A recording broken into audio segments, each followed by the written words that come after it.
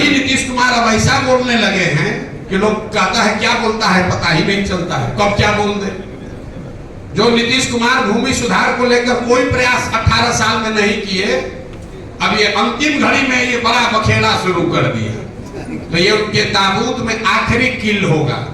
समाज को तो परेशानी होगी, लेकिन हमारे कहने से वो रोकेंगे नहीं। हमने आज भी प्रेस कॉन्फ्रेंस में कहा है, क्योंकि राजस्व की जो यहाँ व्यवस्था है, जितने भी कर्मचारी हैं, जो विभाग है, उसमें कोई रजिस्टर्ड टू जो नीचे है उसका ऊपर कोई रिकॉर्ड, सेकंड रिकॉर्ड है ही नहीं।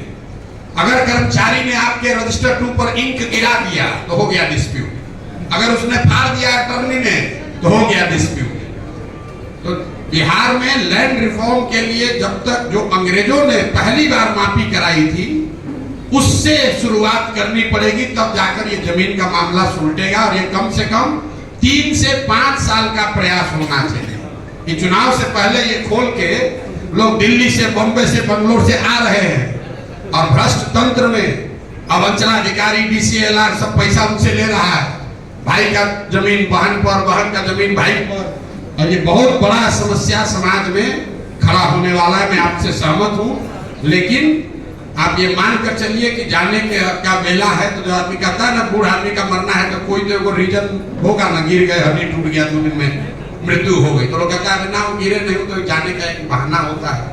तो नीतीश कुमार के जाने का सरकार ऊपर वाले ने बहाना कर दिया, क्योंकि बिहार में और कुछ हो चाहे नहीं, जमीन को लेकर बहुत लोग सेंसिटिव है कि जैसे ही डिस्प्यूट खड़ा होगा तो दौड़ा दौड़ा के लोग मारेगा, नदी के लोग, क्योंकि सबका जमीन डिस्प्यूट होना है। यहाँ बेटियों को लीगली आपने जमीन कभी दिया ही नहीं, बेटियों ने मांगा भी नहीं। अब वो 30 साल, 40 साल, 50 साल जमीन का भाव 5 रुपया से बढ़ के हो गया 5 करोड़। वो बेटी अभी है नहीं, अब उसका दूसरा तीसरा पीढ़ी है, वो आपको साइन ही नहीं करेगा कभी, वंशावली कभी बनेगी नहीं, और पूरे सारे जमीन और डिस्प्यूट में चले जाएंगे। मैं आपकी बात से सहमत हूं, लेकिन बहुत कुछ कर नहीं सकते।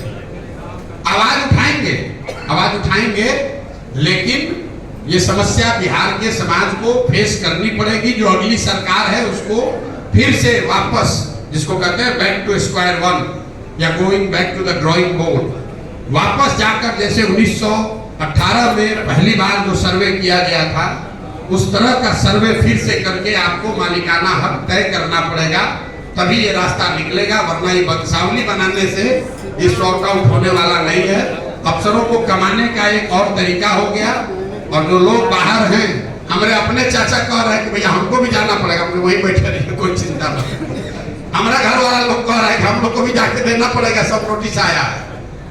कोई नहीं, इसका कोई मतलब नहीं है, ये हो नहीं पाएगा। सरकार ने पहले वो तंत्र बनाया ही नहीं है जहां पर इस चीज को सॉर्ट आउट किया जा सके। ये वंशावली बनाने का पहले अधिकार सरपंच लोग को दिया था, वहां लूटपाट